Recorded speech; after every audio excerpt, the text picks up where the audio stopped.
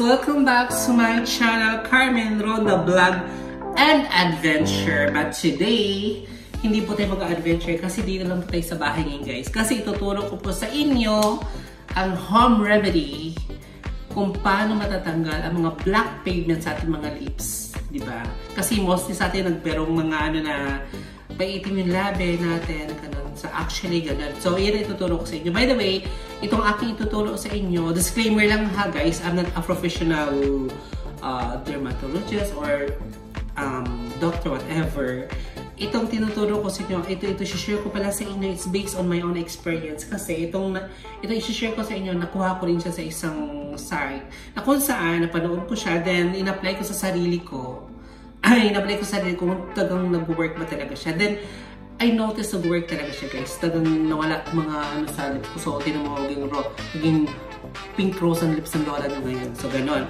So guys, before we start our video guys, if you're new to my channel, please don't forget to subscribe. And if you like this video, please share my video to your friends and loved ones. And please don't forget to hit the notification button down below para maging updated kayo sa mga bagong video na upload.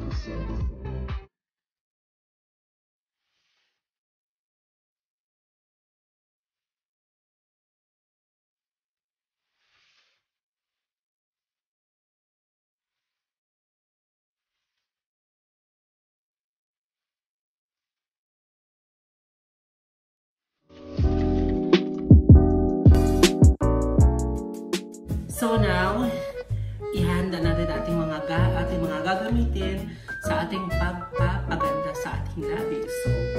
So yan guys, yan ang gagawin natin sa ating home remedy sa pagtanggal sa mga black pigment sa ating lips. So, ginawa ko kailan po ng lemon, sugar, at saka itong olive oil. Kasi supposed to be coconut oil, pero wala akong coconut oil. So, ito lang ginamit ko. So, first, squeeze natin yung lemon ng ganyan. Okay. Isa lang ginamit ko guys. Then, second, you have to put one spoon of sugar. O, white na. Yung white na yan. I-melt natin siya dyan. Then, kasi ang sugar, bibigay siya ng sa ating lips. Yung mga, natatanggal natin sa ating lips. So, para hindi ma-scratch, hindi siya lalagyan natin ng konting oil. Maybe hindi lang mas mga no. 1 teaspoon lang siguro ng coconut oil or olive oil. So, ang susunod niyan, i-mix natin ganyan. Yan, okay? Yan. So, pagka-mix ko siya guys, hindi ko siya nilalagyan agad kasi I don't know, with my own twist, ilalagay ko muna siya sa ref ng 10 to 15 minutes para medyo lumamig. Para mas maganda yung pag-scrub natin sa ating lips. So, see you later guys. Then after that, okay na siya. I-ano ko rin sa inyo kung paano siya i-apply. So, see you. So, okay, let's start na guys. So, we have a tissue. And then, nilihanda natin ng ating ano. So, kailangan lagyan natin ng tissue ang ating damit para pag tumulo man siya, hindi maglalagay ng damit. Then, dito rin sa akin para hindi siya kasi medyo malagay siya. So now, ayan. Ito na yung ating lemon at ating sugar. So gano'n lang guys. Ayan. Para ka lang nagli-lipstick na.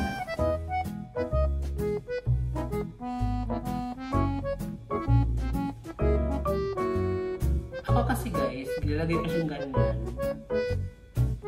Tapos, iniiwanan ko ng mga 2 minutes para mag-dry. God, please, no! No! Para yung bago siya kasi actually parang kumapit yung lemon dun sa lips natin. Sarap. Sarap. Sarap. Yan, para kumapit yung ano sa lemon sa ano lips natin. Kaya nagagawa yun. Mag-dry na siya. Tsaka siya. Huwag siya dito. Yan. Yan.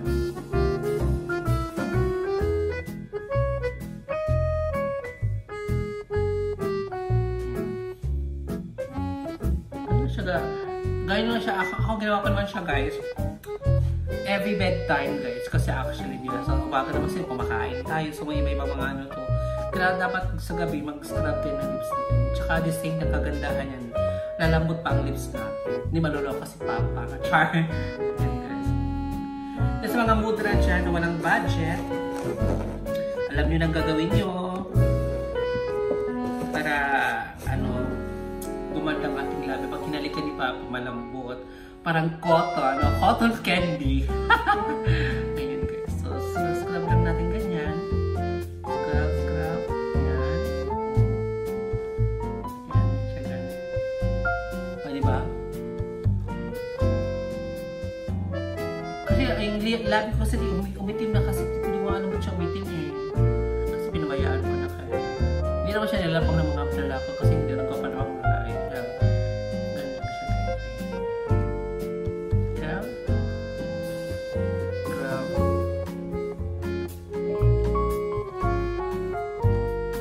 Isa pa. Hindi na may sugar ha.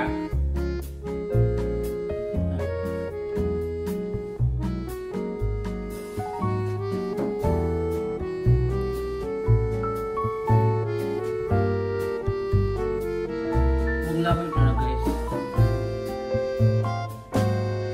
Mas pa sila sa gilid dito. Hindi na stuck mga laway ko. Laway.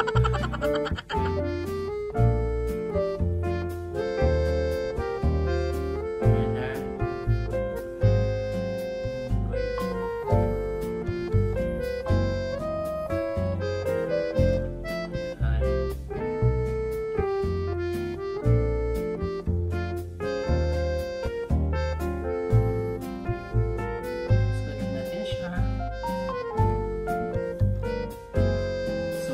Guys, pagod natin to, then I will show you after na na-prescribe ko na siya.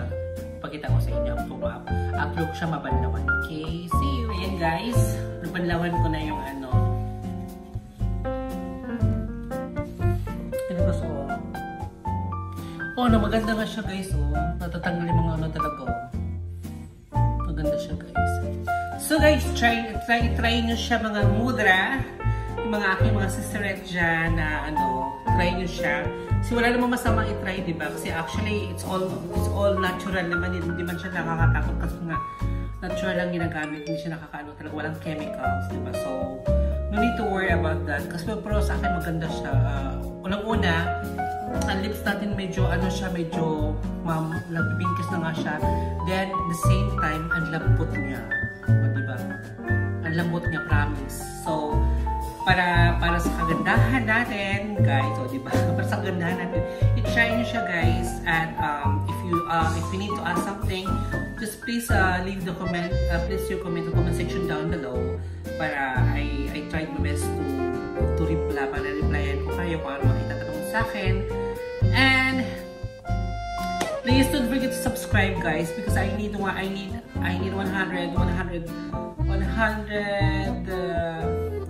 subscriber, I think. No, 200. I need 200 subscriber to complete 1,000 para ma-monetize na ang lokadan mo, diba? So, thank you so much, guys, and see you soon in my next video. Thank you! Bye-bye!